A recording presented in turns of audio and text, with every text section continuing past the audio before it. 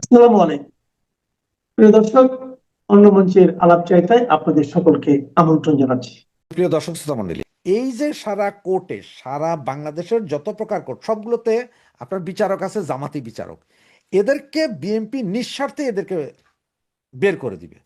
এদেরকে বের করে দিক, এদেরকে বের করলে একটা হবে, জামিন হইতে থাকবে। কারণ সমস্ত যত মামলা আছে পৃথিবীর কোনো আইনে এইভাবে আটকায় রাখতে পারে না। গুজুবি মামলা, গায়েবী মামলায় কিছুদিন আটকায় রাখতে পারে। সুতরাং আর আইনেই আছে এত মাস, বিচার বহির্ভূত এত মাস আটকায় রাখা যায় না। আইনে একটা কথা আছে কি জানেন? প্রয়োজনে 10 জন অপরাধী ছাড়া পেয়ে যাবে, একজন নিরপরাধীও শাস্তি পাবে না। এটা আইনের প্রথম শর্ত। এইসব শর্ত অনুযায়ী বা আইনের ফাঁক ফোকর দিয়ে আমাদের মিনিমাম 50-60% নেতারা তো বেরিয়ে আসবে। এবং বিএনপি ইমেজ ঠিক করার জন্য, বহির্বিশ্বে নিজেদের ইমেজ ঠিক করার জন্য হলেও তারা এখন আমাদের বিভিন্ন নেতাকর্মীদেরকে জামিন দেওয়ার ব্যবস্থা করবে। কেস উঠায় নিবে না, কিন্তু জামিন দিবে। কারণ ওরা জানে যে জামিন দেওয়ার পর আপনি যাবেন কোথায়? জামিন দিলে আপনি তো বাসা বাড়িতে যাবেন, প্রয়োজন বোধ আবার ধরে আনবে আপনারে, সেটা হচ্ছে অন্য কথা। কিন্তু জামিন হবে। কারণ জামিন হওয়ার জন্য কি করতে হবে? জামিন হওয়ার জন্য তো পরিবেশটা তো একটু আমরা রাখতে হবে। আর তা না হলে দেখেন, আমরা এই যে এখন যে ভেঙ্গুলের বাসার মতো 3-4 জন 2 মিনিটের জন্য দৌড়ে যাইয়া আমরা ওই আমাদের অফিস আমরা দখল নিয়েছি বলে মিছিল মিটিং একটা করে ভাইগে আসতেছি। ভাইগে আসার পরে কি দিতেছে, 2-4 জায়গায় পাবলিকে পিটতে আবার আমাদের তুলে দিতেছে, কোথাও কোথাও টোকাই বাইর করে পিটতেছে। আর কোথাও কোথাও তো এরপরে যে ওই অফিসের ভিতরে আবার ঢুকে, পুরো অফিসের ভিতরে আবার ঢুকে আগুন জ্বালাইতেছে। তো লাভ হইতেছে কি? এখন বাকিরা এই যে জামাত, এনসিপি, এরা দেখাইতে পারবে, ওই যে দেখো বিএনপি, তোমরা একটু লিবারেল হইছো মাত্র, এই যে আওয়ামী লীগের যে অত্যাচার দেখতেছো, এই দেখো এরা এর আর কয়দিন পরে এরা কি করবে, যদি এদের রাজনীতি করার সুযোগ দেয় এরা কি করবে। তা আমরা নিজেদের পায়ে তো কুড়াল নিজেরাই মারতেছি। আমরা একটু ঠান্ডা হয়ে এত 19 মাস যেহেতু দেখতে পাচ্ছি, তাহলে আর 2-3 মাস একটু বসে দেখি না যে কি হয়। কারণ আমরা একটু ঠান্ডা থাকলে ওরা মনে করে যে এরা নাই, এটা মনে করে না। এরাও জানে যে আমরা কি চিজ, কিন্তু এরাও বলে যে নাই। আমাদের প্রথম কাজ হচ্ছে আমরা যে যেখানে আছি কোনো না কোনোভাবে আমরা এলাকায় ফিরে যাওয়া। জেলখানা থেকে যারা বাইরে হবে এরা বাড়ি ঘরে যাবে, এরা বাড়ি ঘরে গেলে ওই রাতেই তাদের পিঠটা আবার পুলিশে দিবে না। কারণ ওইখানে একটা সিম্পেথি সবার জাগে। আশপাশে আপনার আপনার বাড়ির আশপাশে আপনি যদি খুব বেশি খারাপ না করে থাকেন, তাইলে আপনার বাড়ির আশপাশের লোকজন হলো দৌড়বে, এত বছর ধরে এটা 1.5 বছর জেল খেটে আছে আর কি ভাই, একটু থাক। আমাদের কাম বাঘের মতো হইতে হবে। আপনি ইউটিউবে আজকে একটু সার্চ দিয়ে দেখেন বাঘ কিভাবে শিকার করে। দেখো 4 পা দিয়ে খুব সুস্থি ধৈর্যভাবে মাথাটা নিচে দিয়ে বসে থাকে, কিন্তু চোখ শকুনের চোখের মতো থাকে। তার সামনে খাওয়ার আসলেও সে নড়ে না, হঠাৎ করে জাম দেয়। আর সে যদি সারা বন যদি দাবড়ায়, তো পশু পাখি সব যাইব গা। আপনি একটা পাখি ধরতে যাবেন তো আপনি খুব সতর্কতা আস্তে আস্তে যে পাখিটা ধরতে পারবেন। কিন্তু আপনি যদি আগে থেকে ঠুস ঠাস মারতে যান, সব আকাশে উড়ে গেছে, আপনার ধরা লাগবে না। তা অবস্থাটা সেম। এই যে আপনারা যেই সব নেতাদের নাম দিয়া, আমার কাছে অনেকগুলো ভিডিও আছে, চাইলে আমি, যে কেউ চাইলে আমি তারা পাঠাইতে পারবো। অমুক নেতার নির্দেশনায় আমরা পার্টি অফিস দখল করি। কি দখল করেছেন? পার্টি বাইরে দিয়ে তালা, আপনি বাইরে যাইয়া কোনো মতো একটা পোস্টার লাগাইয়া এরপরে 1 মিনিট স্লোগান দিয়া পতাকা, এই যে দলীয় পতাকা আর জাতীয় পতাকা ধৈর্য এমনি কাঁপতাছে, হেলমেট টেলমেট পরেও কাঁপতাছে ডরে, এরপরে ভাগতেছেন। লাভ কি ভাই? এই কাম লাভ কি? এই কাজ করে তো কোনো লাভ হবে না। এই কাজ করে বরঞ্চ আরো ক্ষতি করতেছেন। এই প্রথম প্রথম আমরা উৎসাহ দিছি মিছিল করার জন্য কিছু কিছু, তো পরবর্তীতে দেখা গেছে কি জানেন, মিছিল সাগর পাড়ে মিছিল করছে। আমার অঞ্চলে হাইওয়ে রোড, সাগরের উপর দিয়ে হাইওয়ে রোড, সেই রোডেও না, তার পাশে একটা বাইপাস রোড আছে যেটা সারাক্ষণ কোনো গাড়ি ঘোড়া, মানে দুই একটা টুকটা গাড়ি ঘোড়া ছাড়া ওইখানের 3 কিলোমিটারের ভিতরে মানুষজন নেই। ওইখানে মিছিল করে ছবি তুলে ফেসবুকে দিছে, আমাদের নেতৃত্বে চিটাং শহরে মিছিল হয়েছে। লাভ আছে? কারে শুনাইছেন আপনি মিছিল? লাভ তো নেই। তো এই জন্যই বলি, তো এগুলা করে তখন কিন্তু অনেক নেতাকর্মী অ্যারেস্ট হয়েছে। আবার এখন যদি এগুলো দেখেন, আপনার আজকেও বিএনপির ছেলেপেলেরা কোথাও কোথাও আমাদের ছেলেপেলেরা মারছে অফিস উদ্বোধনের কারণ, এই অফিসের সামনে যে মিছিল মিটিংয়ে। এরপরে এনসিপির পোলাপান তো জ্বালাই দিছে। তো এদের হাতে আপনারা খেলা তুলে দিচ্ছেন। আপনারা আবার অলরেডি ঠান্ডা হয়ে গেছে, মানুষ আপনার আমার 17 বছরে কি হয়েছে না হয়েছে মানুষ এগুলো অলরেডি ভুলে গেছে। এখন মানুষ 17-18 মাসে ডাক্তার ইউনূস কি কি করছে সেইটা নিয়ে আলোচনা করতেছে।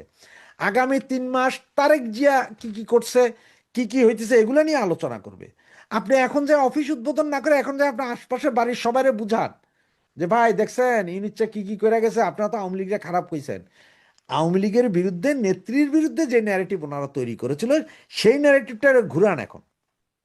সেটা না ঘুরাইয়া আপনারা পাকনামি করতেছেন। এটা বুঝা হোক না বুঝা হোক, কারো ইন্ধন হোক কারো তালে পইরা হোক করতেছেন। আর আমার কথার সাথে অনেকে হয়তো একমত হবেন না, তবে যারা একমত হবেন না বা আপনাদের যদি অন্য কোনো মতামত থাকে সেটা আমাকে কমেন্টস বক্সে লিখে আপনারা জানাইতে পারেন। সাদরে গ্রহণ করব। আমার আমার কোনো দুঃখ নেই সেটা গ্রহণ করার জন্য। তবে আমি আপনাদেরকে বলবো আল্লাহর হস্তে একটু সহ্য করেন। আমি বলি আরো 2-3টা মাস সহ্য করেন।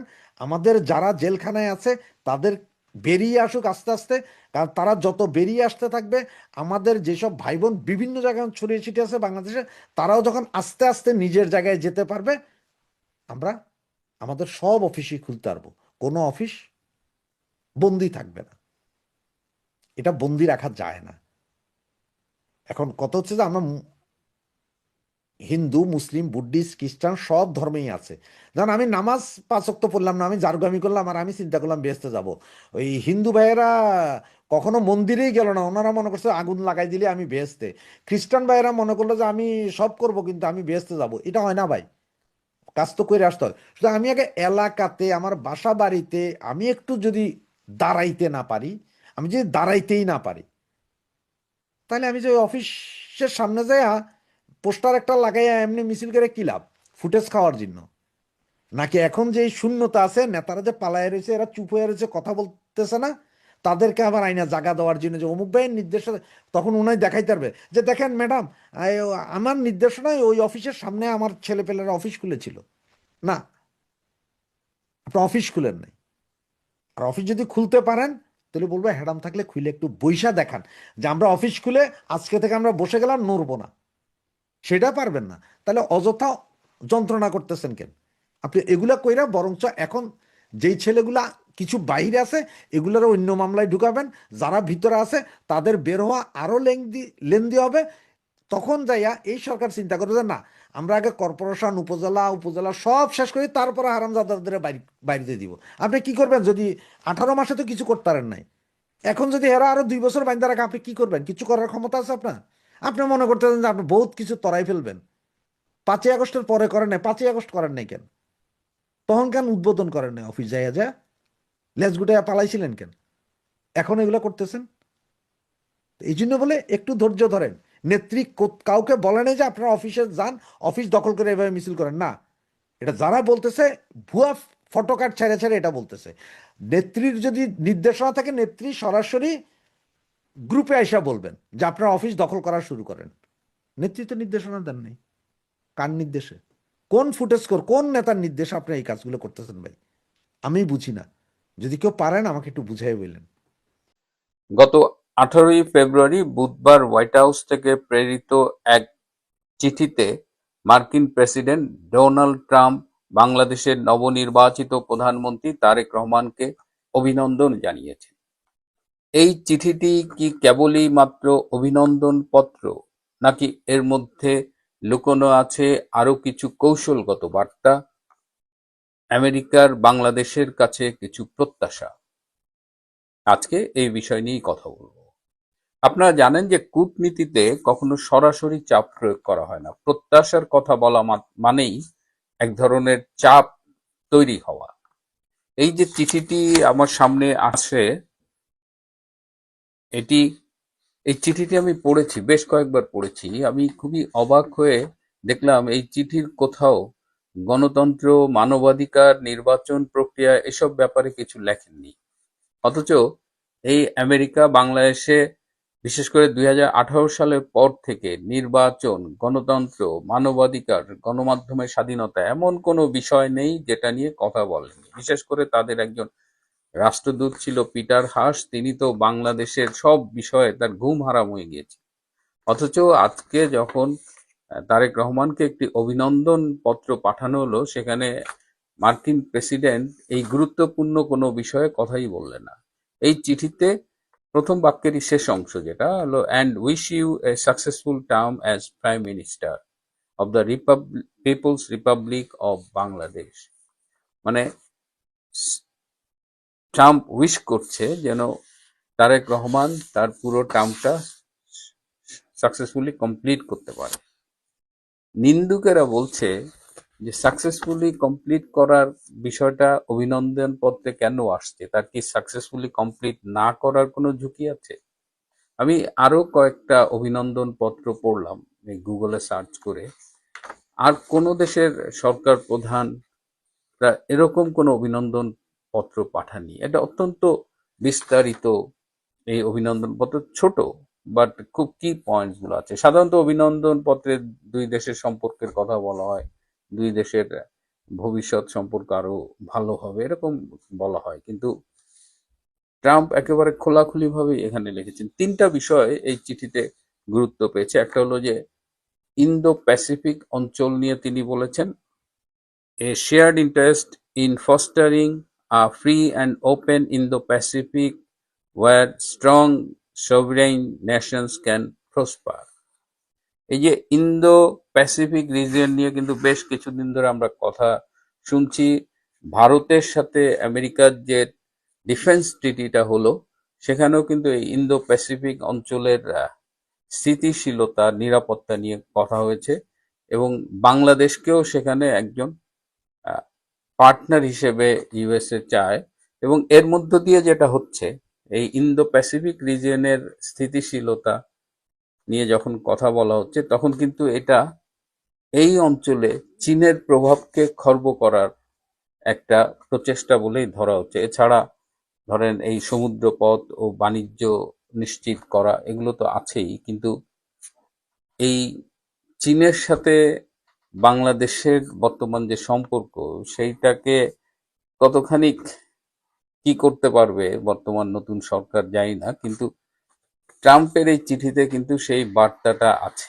এরপরে তিনি বলেছেন যে পারস্পরিক বাণিজ্য চুক্তি, এই যে কদিন আগে একটা ট্রেড ডিল হলো বাংলাদেশের সাথে, সেটা আবার গোপন, non disclosure agreement trade deal হলো। এটা হলো এই ইলেকশনের জাস্ট আগে আগে 9 ফেব্রুয়ারি হলো।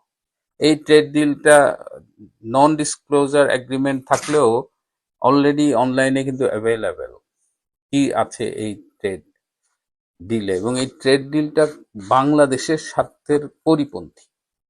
সেখানে অনেক কিছু বলা আছে, যেটা যেমন আমেরিকার থেকে আমাদের গম কিনতে হবে, তো আমেরিকার গমের দাম বাজারের অন্য দেশ থেকে আমরা যে দামে কিনি তার চেয়ে অনেক বেশি, অ্যাটলিস্ট 30% বেশি। তার মানে আমি সস্তায় ভিয়েতনাম থেকে, সস্তায় ইউক্রেন থেকে বা রাশিয়ার থেকে গম কিনতে পারতাম, কিন্তু এখন আমাকে বাধ্যতামূলকভাবে সার্টেন অ্যামাউন্ট আমেরিকার থেকে কিনতে হবে। এটা তো আমার দেশের স্বার্থের পরিপন্থী। এলএনজি গ্যাস, যেটা আপনারা দেখলেন কদিন আগে এক সিলিন্ডারে গ্যাস এক ধাক্কায় প্রায় 60-70% বেড়ে গেল, কখনো কোথাও কোথাও ডাবল হয়ে গেছে। তো আমেরিকার কাছ থেকে অধিক দামে এই এলএনজি গ্যাস কিনতে হবে, এবং আমেরিকা যে কমিটমেন্ট দিচ্ছে যে এত পরিমাণ এলএনজি গ্যাস বাংলাদেশে পাঠাবে, তারা কিন্তু সময় মতো সেটা পাঠাতে পারছে না। অথচ এর আগে শেখ হাসিনা সরকার কাতার গভর্নমেন্টের সাথে কিন্তু একটা চুক্তি করেছিল, এবং অনেক সস্তায় আমাদের এলএনজি পাওয়ার কথা ছিল। তো এইগুলো হলো এই গোপন প্রকাশযোগ্য না যে চুক্তি, সেটা। এবং তার মধ্যে দিয়ে দেখা যাচ্ছে যে দেশের ইন্টারেস্টটা পাইন মারা হয়েছে। এই যে আরো আরো আছে, দেখেন এই যে our trade relationship through the implementation of our agreement on reciprocal trade which benefits farmers and workers in both of our countries। এই বাণিজ্য চুক্তিতে বাংলাদেশের কৃষক কিভাবে উপকৃত হবে? শোনা যাচ্ছে genetically modified products, agricultural products আসবে, বিশেষ করে যে বীজ, কৃষির যে ফসল, সেগুলো বাংলাদেশে আসবে। তো বাংলাদেশে তো কৃষক, তারা দীর্ঘদিনের তাদের বীজ সংরক্ষণ একটা ট্রেডিশনাল ওয়ে আছে। তো সেই আমাদের যে বীজের বৈচিত্র্য, আমাদের যে বীজ সংরক্ষণ পদ্ধতি, এই সব ঝুঁকির মুখে পড়ে যাবে যখন আমেরিকার থেকে জেনেটিক্যালি মডিফাইড সিডস আসা শুরু করবে। এবং জেনেটিক্যালি মডিফাইড সিডস, এটা এটার উপকারিতা কি? এটা যে ফসলের উৎপাদন বাড়ায়।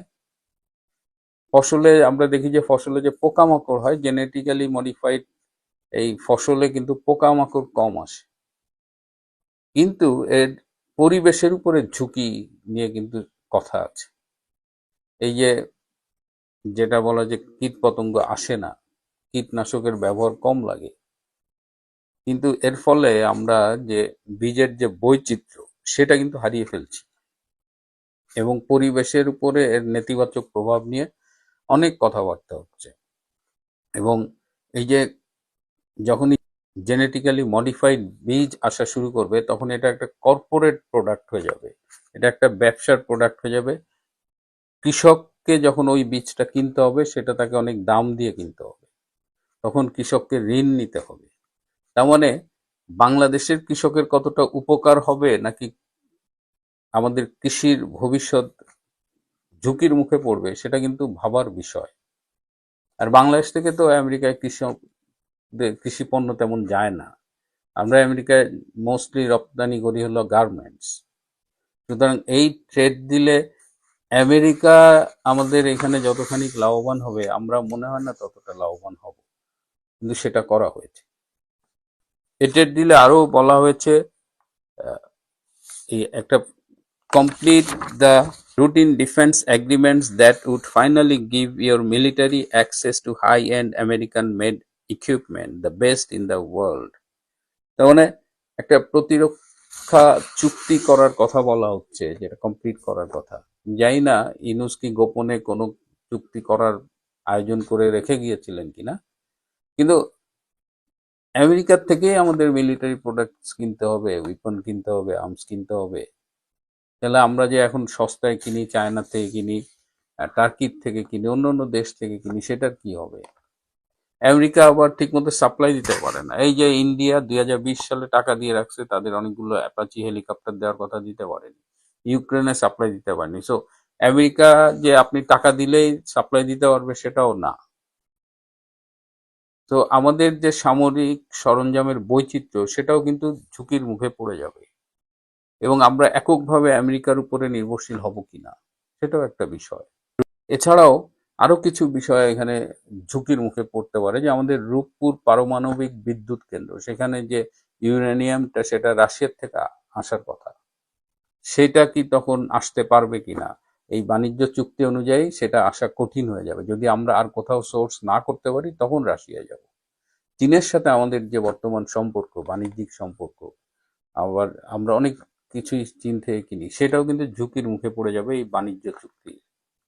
এবং সেইটা এই অভিনন্দন পত্রে মনে করিয়ে দিয়েছেন ট্রাম্প। এবং খুবই আরো পিকুলিয়ার হলো যে বাংলাদেশে মার্কিন রাষ্ট্রদূত যে আছে, ব্রেন্ট ক্রিস্টেনসেন, তার কথাও এখানে বলে দিয়েছেন। তার মানে বোঝাচ্ছে যে ব্রেন্ট ক্রিস্টেনসেন কিন্তু এই বিষয়গুলো মনিটর করবে। আমি আর কোনো অভিনন্দন পত্রে দেখিনি যেখানে রাষ্ট্রদূতের নাম পর্যন্ত উল্লেখ করেছে। তার মানে এখানে কিন্তু মানবিক বিষয়গুলো, গণতন্ত্রের বিষয়গুলো নাই, এখানে কেবলই বাণিজ্য, কেবলই স্বার্থ, এবং সেই স্বার্থে দেখা যাচ্ছে যে মার্কিন স্বার্থটাই এখানে বেশি প্রাধান্য পাচ্ছে। এতদিন দেশ বিক্রির কথা শুনেছি, ভারতের কাছে নাকি দেশ বিক্রি হয়ে গেছে, কিন্তু ভারতের সাথে করা কোনো চুক্তি এই স্বৈরশাসক ইউনূস কিন্তু বাতিল করতে পারেনি। কিন্তু এখন সামাজিক যোগাযোগ মাধ্যমেই কথা উঠছে যে এখন আমরা দেখছি দেশ বিক্রি কাকে বলে। 2008 সালে তারেক রহমান বাংলাদেশ ছেড়ে চলে গিয়েছিলেন, আর রাজনীতি করবেন না এই মুচলেকা দিয়ে। 2025 সালের 25শে ডিসেম্বর তিনি বাংলাদেশে ফিরেছেন। শোনা যায় তিনি ভারতের কাছে মুচলেকা দিয়ে এসেছেন, জানি না কি মুচলেকা দিয়েছেন। আর 26 সালের এই অভিনন্দন পত্র দেখে ভয় হচ্ছে যে ক্ষমতায় যাওয়ার জন্য তিনি আমেরিকার কাছে কি মুচলেকা দিয়েছেন। এরকম আর কোথায় কোথায় কি কি শর্তে তিনি এই দায়িত্ব গ্রহণ করেছেন, এটা আমাদের খেয়াল রাখতে হবে। আগামী 24 তারিখ মঙ্গলবার বাংলাদেশের রাষ্ট্রদূত ব্রেন্ট টি ক্রিস্টেনসেন বলা যায়, তিনি ভারতবর্ষে আসছেন, এবং তিনি এবং আমাদের ভারতবর্ষের যিনি রাষ্ট্রদূত আছেন, একই সঙ্গে তারা মানে সার্জিও গোর, একই সঙ্গে তারা শেখ হাসিনার সঙ্গে একটি বৈঠক করবেন। এছাড়া ভারতীয় বিদেশমন্ত্রী এবং এনএসের সঙ্গে তো হয়তো একটা বৈঠক রয়েছেই। এখন এই বৈঠক যেটা অনুষ্ঠিত হতে চলেছে, যতটুকু খবর পাওয়া যাচ্ছে, সেটা হচ্ছে বাংলাদেশের রাজনীতি সংক্রান্ত। এখন বাংলাদেশে একটা পালাবদল হয়েছে। পালাবদল হওয়ার পর সেখানে সরকারে এবং বিএনপি বসেছেন। তারেক রহমান, তার প্রধানমন্ত্রী তারেক রহমান এখন নতুন নতুন সিদ্ধান্ত নিয়ে দেশ চালাচ্ছেন, খুব ভালো কথা। কিন্তু দেশে আইন শৃঙ্খলার উপরে যেরকম ভাবে নজর দেওয়া উচিত, এবং ভারত যেটা চাইছে প্রাথমিকভাবে, যে যত জঙ্গি আছে সেই জঙ্গিদের বিরুদ্ধে কড়া ব্যবস্থা নেওয়ার জন্য একটা বার্তা পৌঁছে দেওয়া, তারেক রহমান কিন্তু সেটা এখনো করে উঠতে পারেননি। হয়তো পরে করতে পারেন, সেটাও বলা যায়। তিনি ওই ছোটখাটো ব্যাপার নিয়ে এখন উনি হঠাৎ খুব ব্যস্ত হয়ে গেছেন। কোথায় খরচ কমাবেন, কোথায় গাড়ি নেবেন না, উনি হেঁটে উনি সিকিউরিটি উনি নেবেন না, এই সমস্ত চমকদারি কিছু ব্যাপার স্যাপার উনি করছেন। কিন্তু আসল রাষ্ট্রের জন্য যেটা প্রয়োজন, সেটা হচ্ছে শিল্প এবং শিক্ষা এবং স্থিতিশীলতা এবং আইন শৃঙ্খলা বহাল রাখা। সেই কাজটার উপরে কিন্তু এখনো তিনি কোনো রকম কথা বলেননি। আগামী দিনে কি হয় সেটাও নজর রাখা হচ্ছে, এটা একটা ব্যাপার। দ্বিতীয় একটা ব্যাপার যে শেখ হাসিনা এই বর্তমান সরকারের ব্যাপারে কি ভাবছেন এবং তার ভবিষ্যৎ প্ল্যান কি। হঠাৎ তিনি কেন ফিনল্যান্ড যাচ্ছেন, ফিনল্যান্ডে তার কি প্রয়োজন আছে, এবং আর কোন কোন দেশে যাবেন, এবং তিনি দেশে ফেরার ব্যাপারে কি ভাবছেন, এই ব্যাপারে আলোচনা করার জন্য ব্রেন ক্রিস্টেনসনকেও ডেকে পাঠানো হয়েছে ভারতবর্ষে।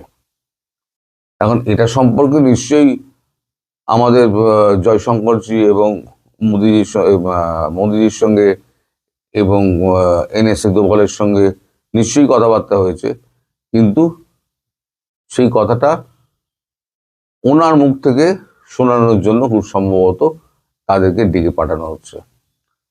এখন আমাদের সার্জিও গোর তো আমাদের দেশেই আছে, ডেকে পাঠানো হচ্ছে ব্রেন ক্রিস্টেনসনকে। 24 তারিখ উনি আসছেন, 24-এ না হলে 25, এই দুটোর একটা দিন তাদের সঙ্গে শেখ হাসিনার কথাবার্তা হবে। এখন কি কথাবার্তা হবে সেটা দেখা যাক, তবে সেটা সম্পূর্ণ রাজনৈতিক, সেটা তো সম্পূর্ণ বোঝা যাচ্ছে। তো তারেক রহমান সবে ক্ষমতা নিয়েছেন, ক্ষমতা নিয়ে এখন তিনি সবে দেশ শাসন করতে শুরু করেছেন। এখনই যত আমাদের ইউনূসের যত ফেলে যাওয়া আবর্জনা, সেই আবর্জনা পরিষ্কার করার দিকেই তার এখন প্রথম মন, যতদূর মনে হচ্ছে। এক হচ্ছে খরচ কমানো, দুই হচ্ছে আবর্জনা পরিষ্কার করা, আর তার প্রধান বাধা হচ্ছে জামাত এবং এনসিপির কয়েকটা কচি কাঁচা। এখন যারা উপদেষ্টা ছিলেন, প্রধান উপদেষ্টা তো পালিয়ে গেলেন, বাকি যে কটা উপদেষ্টা আছেন তাদের ব্যাপারে কি সিদ্ধান্ত নেওয়া যায়, সে ব্যাপারেও কিন্তু তারেক রহমানের সঙ্গে এক দফা টেলিফোনে কথা হয়েছে আমাদের বিদেশমন্ত্রী এবং আমাদের যিনি এনএসএ অজিত দোভালের সঙ্গে। এই যারা উপদেষ্টা আছেন দেশে বিভিন্ন জায়গায় লুকিয়ে আছেন, এবং যারা উপদেষ্টা ছাড়াও যারা দেশ শাসন করার জন্য পেছন দিক দিয়ে প্রচুর লপচপানি কথাবার্তা বলতেন। একজনের নাম বলতে পারি ফরাদ মাজাহার, তিনিও কিন্তু খুব লপচপানি কথাবার্তা বলতেন। তারা কিন্তু ডিরেক্টলি কেউ জামাত করতেন না, কিন্তু জামাত এবং জামাতের উদ্বুদ্ধ করার কাজে তিনি প্রচন্ড রকমের ব্যস্ত ছিলেন। এই সমস্ত মানুষ সমাজে যতক্ষণ থাকবে ততক্ষণ পর্যন্ত কিন্তু সমাজ অস্থির থাকবে, সেই বার্তাও কিন্তু ভারতের পক্ষ থেকে দিয়ে দেওয়া হয়েছে। ফলে এই যারা লুকিয়ে রয়েছে এবং এদিক ওদিক ভেগে রয়েছে এবং যাদের বোঝা যাচ্ছে সম্পদের পরিমাণ, এই যে আমাদের ডাস্টবিন শফিক, তার সম্পদের পরিমাণ এখন একটা কাগজে দেখলাম 2000 কোটি টাকারও বেশি হয়ে গেছে। এই কত কত সম্পদ তারা জোগাড় করেছে এবং কোথা দিয়ে কিভাবে জোগাড় করেছে, এই ফারুকি টারুকি যারা রয়েছে তাদের আস্তে আস্তে আটক করে তাদেরকে বিচারের আন্ডারে আনার একটা কাজ শুরু হতে পারে খুব শীঘ্রই। এই বিচার প্রক্রিয়া কোথায় হবে না হবে সে ব্যাপারে ভারতবর্ষ নাক গলাবে না, কিন্তু যারা এই সমস্ত কাজে মদত জুগিয়েছে এবং ইউনূসের হয়ে এই সমস্ত কাজে তারা নিয়োজিত হয়েছে, তারা হচ্ছে ইউনূসের মতো সমান অপরাধী। ইউনূস যেখানেই যাক, সম্ভবত ইস্তিমুরে গেছে, ইস্তিমুরে গেলেও ইস্তিমুর থেকে ফিরিয়ে আনতে কিন্তু বেশি সময় লাগবে না।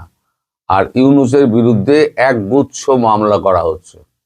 মামলা এই কারণে করা হচ্ছে কারণ ইউনূসের মতো মানুষ তারা কিন্তু লোভী প্রকৃতির মানুষ, এবং বিদেশে গিয়ে আবার কিন্তু একটা ছক কষবে কি করে বাংলাদেশে ফেরা যায়, ফিরে গিয়ে বাংলাদেশে আবার একটা অশান্তি করা যায়, আবার সরকারের মধ্যে একটা ঘোট পাকানো যায়, সেটা কিন্তু বিদেশে গিয়েও কলকাঠি নাড়বে।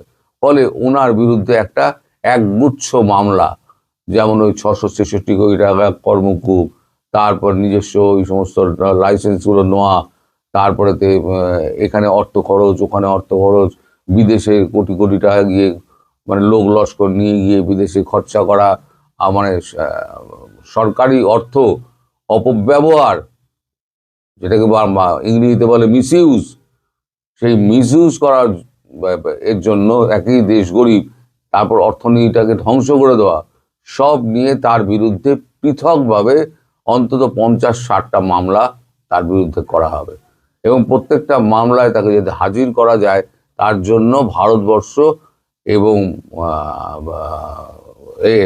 আমাদের সার্জিও গোর এবং মার্কো রুবিও এবং কংগ্রেস এবং মার্কিন কংগ্রেস এবং রিপ্রেজেন্টেটিভ যারা রয়েছেন তারা কিন্তু এই ব্যাপারে একমত। কিন্তু একটা দেশকে এভাবে একটা বিপদগ্রস্ত অবস্থায় ফেলে দিয়ে তিনি যে এভাবে চুপি সারে পালিয়ে গেলেন, তাকে সেফ এক্সিট দেওয়া হলো কেন, সেই প্রশ্নের উত্তর কিন্তু তারেক রহমানকে দিতে হবে।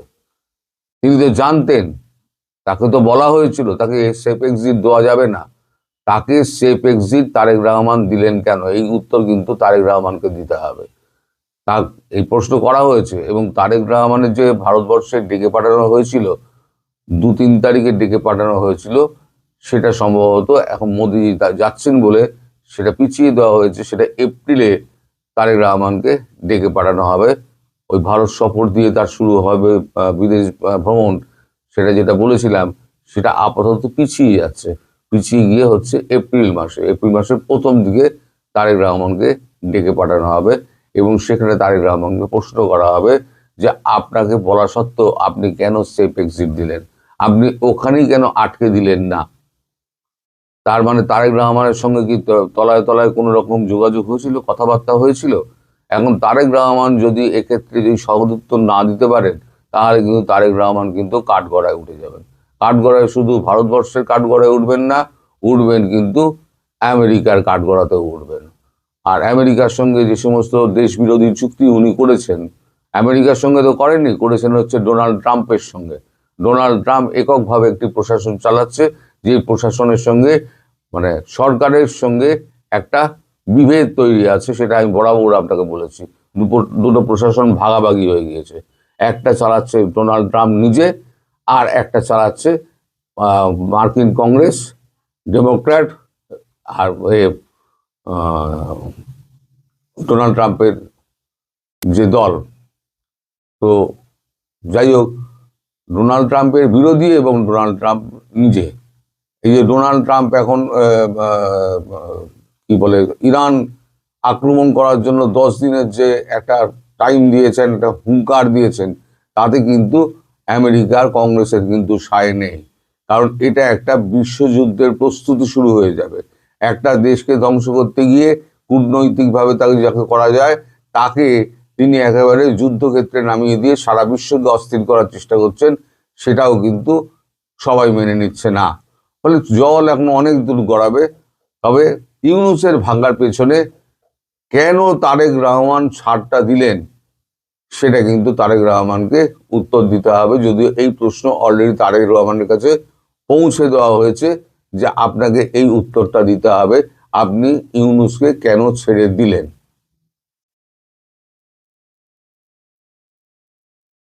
এমনিতে সবাই ভালো থাকবেন।